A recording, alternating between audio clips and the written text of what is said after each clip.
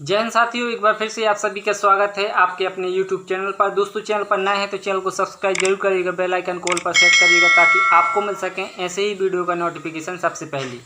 तो ज़्यादातर अतिथि शिक्षक ये जान चुके हैं कि अतिथि शिक्षक भर्ती का आदेश लोक शिक्षण संचालनालय से रिलीज हो चुका है और जल्द ही अतिथि शिक्षकों की भर्ती होगी।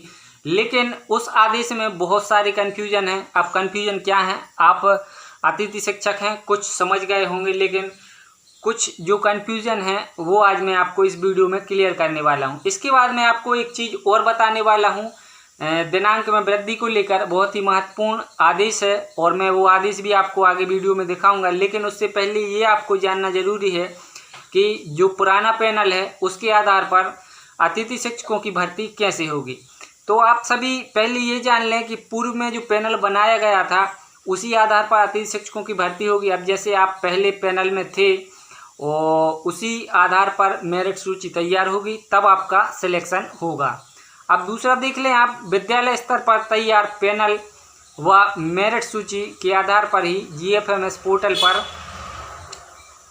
नियमानुसार आपकी जो फीडिंग है वो होगी। और इसके बाद जो बहुत ही महत्वपूर्ण है ये है आपका मोबाइल नंबर। जैसे कई अतिथि शिक्षकों ने अपना मोबाइल नंबर चेंज करा लिया है, तो उसको लेकर क्या समस्या बनी हुई है, चलिए हम वो पुराना आदेश देख लेते हैं। फिर मैं आपको नया आदेश भी दिखाऊंगा जिसमें दिनांक में कुछ संशोधन किया गया है। तो चलिए पहले वो आदेश पढ़ लेते हैं। देखिए साथियों, ये रहा आदेश 2/7/2024 का आदेश है। समस्त संकुल प्राचार्यों को, जिला शिक्षा अधिकारियों को, विकास खंड अधिकारियों को। और विषय देख लें आप, अतिथि शिक्षक आमंत्रण हेतु विद्यालय में पूर्व तैयार पैनल के आवेदनों की जानकारी GFMS पोर्टल पर दर्ज करने विषयक। तो जो पूर्व से हैं उन्हीं के लिए ये आदेश है और नए के लिए तो आप जानते हैं कि जहां पर वैकेंसी खाली होगी वहीं पर नए अतिथि शिक्षक रखे जाएंगे। तो इसको समझने की कोशिश करते हैं हम।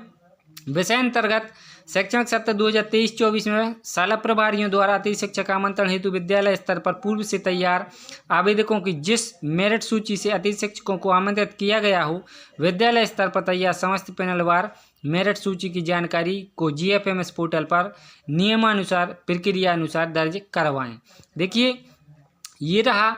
सबसे पहला तो आप समझ गए होंगे कि विद्यालय स्तर पर 2023-24 में तैयार पैनलवार मेरिट सूची की जानकारी को GFMS पोर्टल पर दर्ज करने हेतु शाला प्रभारी एवं संकुल प्राचार्य को लॉगिन पर सुविधा उपलब्ध कराई गई है। तो ये संकुल प्राचार्य की लॉगिन ID पर यह सुविधा है।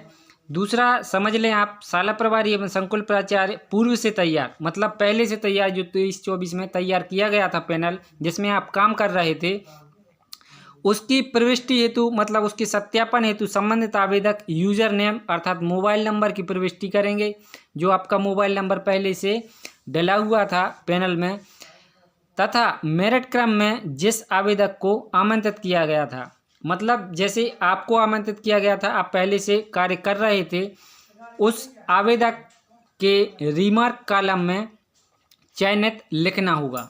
अब इसमें ये संशोधन किया गया है कि जो अभ्यर्थी, जो अतिथि शिक्षक पहले से कार्य कर रहा था, उसके कॉलम में इनको चयनित लिखना पड़ेगा यदि मेरिट क्रम अनुसार चयन किया गया है। तो ये बात आप ध्यान से सुनिए, यदि मेरिट क्रम में उसका चयन किया गया है तो। अब इसमें ये भी हो सकता है कि अगर जो धांधली से भर्ती हुई थी तो उसको हटाया भी जा सकता है, इसमें यह स्पष्ट रूप से दिखा दिया गया है। तो प्रत्येक अभ्यर्थी के समक्ष उसका कारण अंकित करेंगे,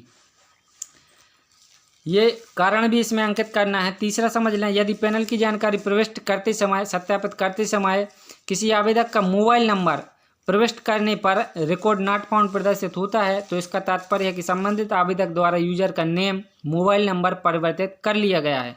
अब ऐसी स्थिति में संकुल प्राचार्य क्या करेंगे, तो ये देखिए आप, शाला प्रभारी संकुल प्राचार्य संबंधित आवेदक से उसका वर्तमान में स्कोर कार्ड, जो अभी स्कोर कार्ड में जो नंबर चेंज करवाया है अतिथि शिक्षकों ने, उस मोबाइल नंबर से ही यह प्रविष्टि होगी। तो आई होप ये आपको क्लियर हो गया होगा।